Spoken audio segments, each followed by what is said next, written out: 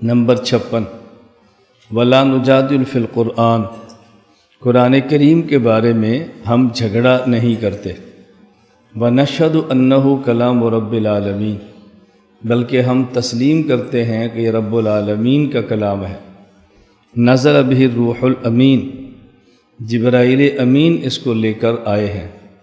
فعلمہ سید المرسلین محمدً صلی اللہ علیہ وسلم، اور جبریل امین کے ذریعے اللہ نے یہ کلام حضرت محمد صلی اللہ علیہ وسلم کو سکھایا ہے۔ وہو کلام اللہ تعالی لا یساویہ شیء من کلام المخلوقین، اور یہ اللہ کا کلام ایسا ہے کہ مخلوق کے کلاموں میں سے کوئی کلام اس کے برابر بھی نہیں۔ ولا نقول بخلق القرآن، اور ہم یہ نہیں کہتے قرآن مخلوق ہے۔ ولا نخالف جماعت المسلمین، اور مسلمان جس مسئلے پر اکٹھے ہو جائیں ہم اس مسئلے کی مخالفت بھی نہیں کرتے۔ ایک بات تو سمجھیں، فعلمہ، علمہ کا ترجمہ کہ یہ نہ کر دینا کہ جبریل امین نے رسول اکرم صلی اللہ علیہ وسلم کو سکھایا ہے۔ اللہ رب العزت نے سکھایا ہے رسول اکرم صلی اللہ علیہ وسلم کو، چونکہ نبی کا معلم اللہ کے علاوہ کوئی نہیں ہوتا۔ نبی کا معلم براہ راست اللہ تعالیٰ خود ہوتے ہیں۔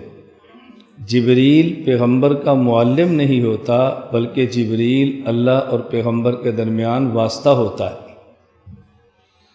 میں صرف سمجھانے کے لیے مثالیں دیتا ہوں اور بار بار یہ بات کہتا ہوں، اللہ رب العزت بے مثال ہیں، سمجھانے کے لیے دیتے ہیں کہ اس کے بغیر بات سمجھ نہیں آتی۔ جس طرح دیکھو، میں استاذ ہوں، یہ شاگرد ہیں، میں پڑھا رہا ہوں اور یہ پڑھ رہے ہیں، اور میرے پاس ایک کاغذ ہے، اس پہ لکھا ہوا ہے، اور میں ایک طالب علم کو دیتا ہوں کہ ان کو دے دو۔ اب یہ جو درمیان میں آدمی ہے یہ مجھ سے کچھ حروف لے کر ان کو دے رہا ہے، تو میں معلم ہوں، یہ متعلم ہے، میں استاذ ہوں اور یہ شاگرد ہے، اور یہ درمیان والا واسطہ ہے، اس کو معلم نہیں کہہ سکتے۔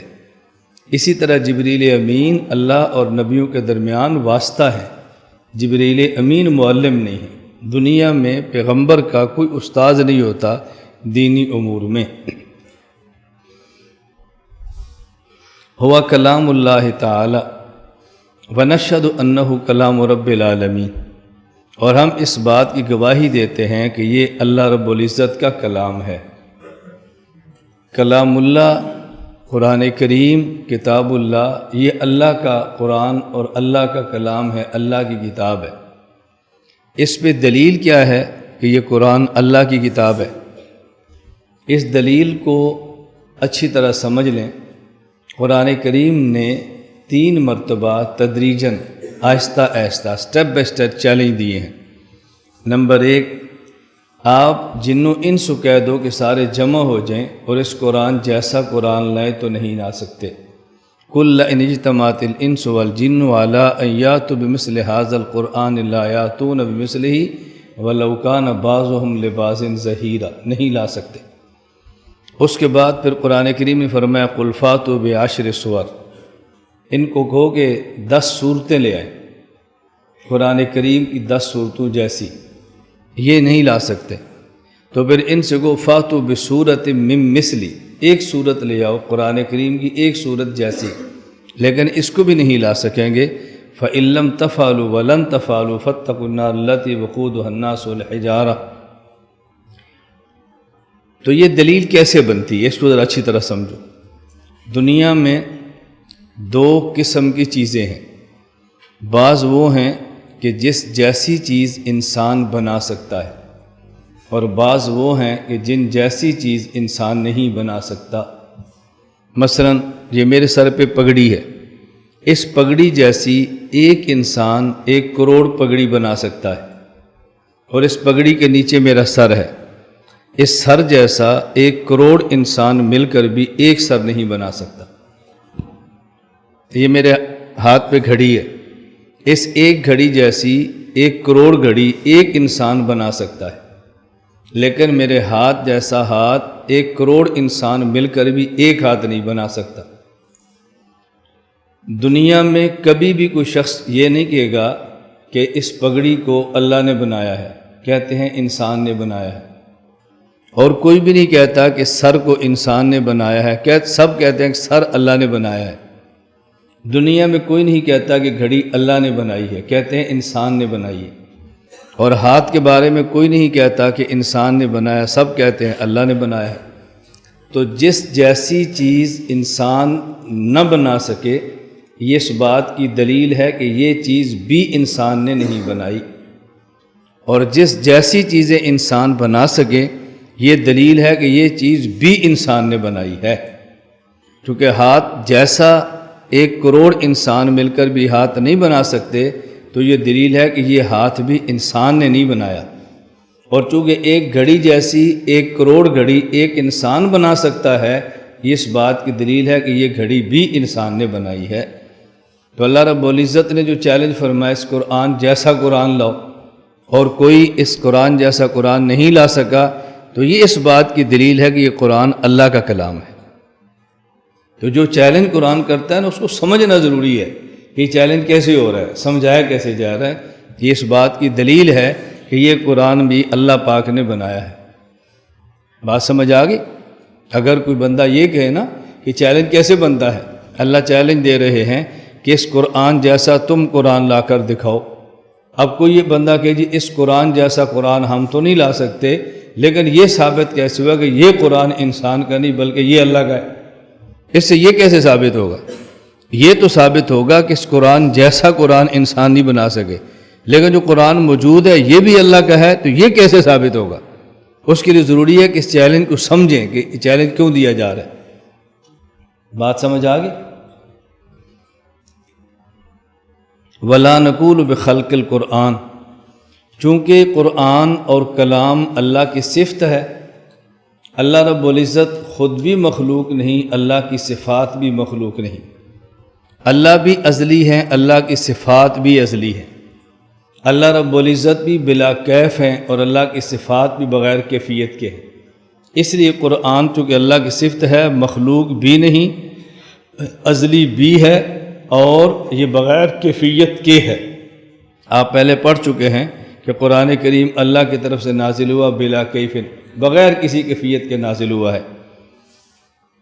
اور قرآن کریم الفاظ اور حروف سے جو اللہ کا کلام ہے وہ مرکب بھی نہیں ہے، اس میں حروف اور الفاظ نہیں ہیں۔ اس کی وجہ یہ ہے کہ اگر حروف سے مرکب ہو اللہ کا کلام، الفاظ سے مرکب ہو، تو ترکیب کا ضابطہ ہوتا ہے ایک چیز پہلے ہوتی ہے ایک بعد میں ہوتی ہے۔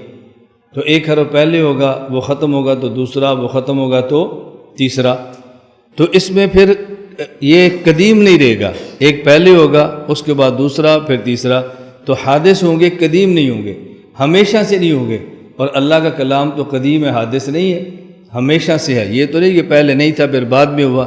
اس لیے جو اللہ کا کلام ہے وہ الفاظ اور حروف سے مرکب نہیں ہے۔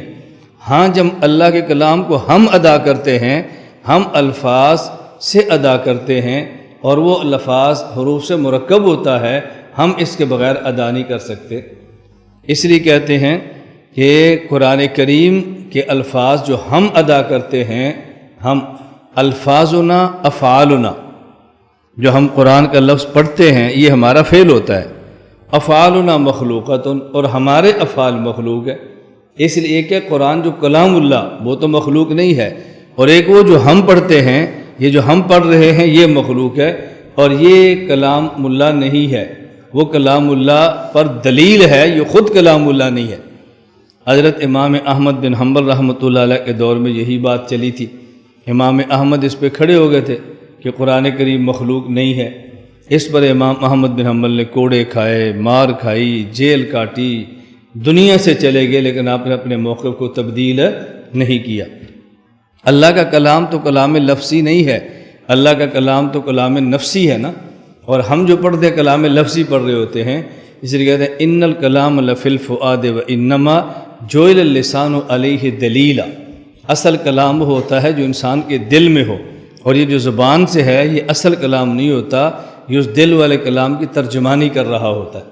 اسی طرح جو ہم کلام پڑھتے ہیں یہ وہ کلام جو اللہ کا ہے اس پر دلالت کر رہا ہوتا ہے کہ یہ کلام اللہ ہے۔ حضرت امام احمد بن حنبل رحمہ اللہ تعالی اپنے موقع پر کھڑے رہے تو حضرت امام احمد بن حنبل ایک شخص تھا ابو الہیثم، اس کے لیے دعا کیا کرتے تھے، رحم اللہ ابو الہیثم، رحم اللہ ابو الہیثم، اللہ تعالیٰ ابو الہیثم پہ رحم فرما۔ امام احمد بن حنبل کے بیٹے عبداللہ نے پوچھا ابو الہیثم کون ہے جس کے لیے آپ دعائیں فرماتے ہیں؟ اتنا خوش قسمت انسان کہ آپ اس کا نام لے کر دعائیں فرماتے ہیں۔ حضرت امام احمد فرمایا جب میں جیل میں تھا، کوڑے کھاتا تھا، تو یہ بھی جیل میں میرے ساتھ بند تھا اور یہ ڈکیتیاں مارتا تھا، اس نے مجھے کہا کہ میں مار کھاتا ہوں، ڈکیتی نہیں چھوڑتا، آپ امام ہیں، مار کھا لینا، اپنے موقف کا نہ چھوڑنا۔ میں ان ماروں سے متاثر ہو کر چوریاں اور ڈکیتیاں نہیں چھوڑتا، اور آپ امام ہو کر مار کھا کر یہ موقف چھوڑ دیں گے، یہ نہ کرنا۔ آپ اگر بدل گئے تو پوری امت کا ایمان تباہ ہو جائے گا، اس لیے مار کھانا لے کر کھڑے رہنا۔ امام سے رحمہ اللہ فرماتے اس کے جملے سے مجھے سہارا بہت ہوا تھا۔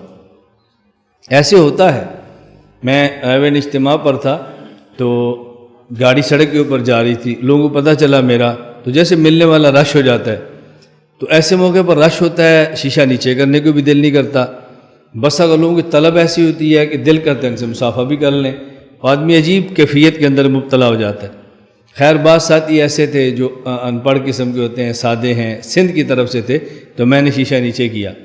آپ یقین فرمائیں ایک آدمی سندھ کا رہنے والا اور کلین شیف، داڑھی بھی منڈاتا تھا، رائبڈ کے اجتماع میں تھا، تو میرے سے شیشے کے قریب ہو کر مجھے کہتا ہے سائیں آپ ڈٹے رہنا، سائیں آپ ڈٹے رہنا۔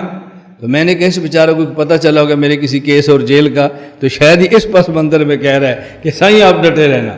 تو میں نے خیر شیشہ بند کی، ہم چل پڑے، تو میں نے کہا دیکھو یہ عام آدمی ہے لیکن ہمیں کیسے نصیحتیں کر کے سمجھا رہا ہے۔